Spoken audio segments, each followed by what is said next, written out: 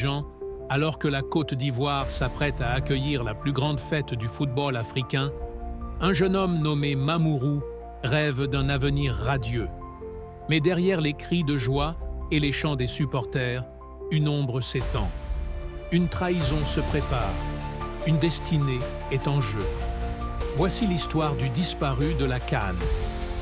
Un rêve ivoirien. Mamourou est un jeune éleveur de poulets, originaire du sud de la Côte d'Ivoire. Après la mort de son père, il s'est installé à Abidjan, où il a su transformer sa petite activité en une réussite. Travailleur et ambitieux, il a économisé chaque franc pour se faire une place dans cette grande ville. En cette année 2024, il est plus heureux que jamais. Son pays organise la Coupe d'Afrique des Nations, un événement historique qu'il ne veut manquer sous aucun prétexte. Avec ses deux meilleurs amis, Aboubacar et Issouf, il a mis de côté une belle somme d'argent pour assister au match et profiter des nuits enflammées d'Abidjan. Mais ce que Mamourou ignore, c'est que ceux qu'il considère comme ses frères nourrissent une jalousie grandissante. Ils voient en lui non pas un ami, mais un obstacle à leur propre réussite. La jalousie, une ombre silencieuse. Dans l'ombre, Aboubacar et Issouf murmurent. Mamourou a réussi là où eux ont échoué. Il gagne bien sa vie, il est respecté. Pourquoi lui et pas eux? Peu à peu, la frustration se transforme en haine. Et puis, une idée germe dans leur esprit. Ils connaissent un marabout, un homme capable d'accorder richesse et succès en échange d'un sacrifice. Un sacrifice humain.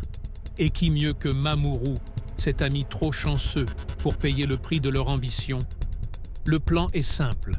Le soir de la grande finale, au milieu du chaos et des célébrations, Mamourou disparaîtra.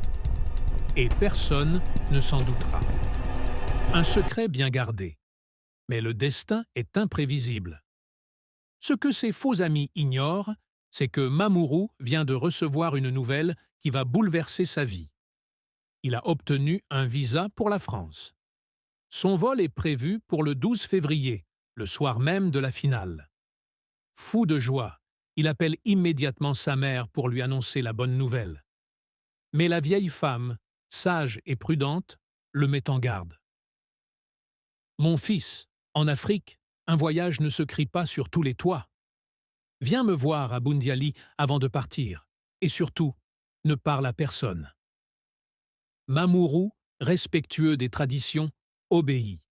Il part voir sa mère en secret, reçoit sa bénédiction. Mais au fond de lui, il veut partager sa joie avec ses amis. À son retour, il décide donc de leur annoncer la nouvelle. La nuit de la finale. Le piège. Le grand soir est arrivé.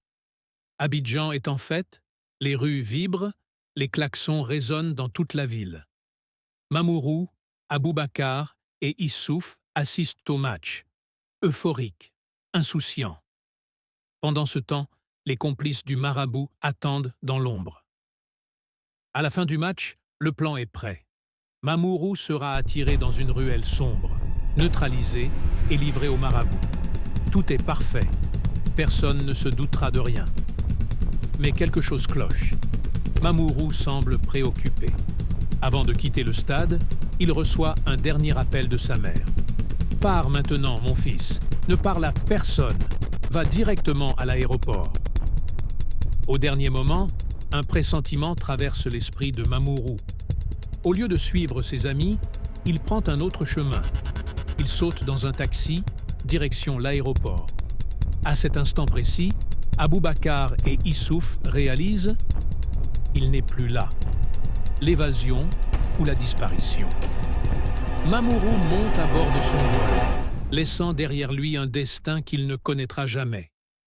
Aboubacar et Issouf, eux, restent figés dans l'attente, attendant un homme qui ne viendra jamais. La gloire qu'ils espéraient leur échappe, et le seul bruit qui résonne encore dans leurs esprits est celui d'un avion qui s'envole vers un avenir meilleur. Pour plus d'histoires insolites et captivantes, ne manquez rien en vous abonnant à la page Le Grenier. Plongez dans un univers rempli d'anecdotes surprenantes, de récits mystérieux et de faits fascinants qui éveilleront votre curiosité.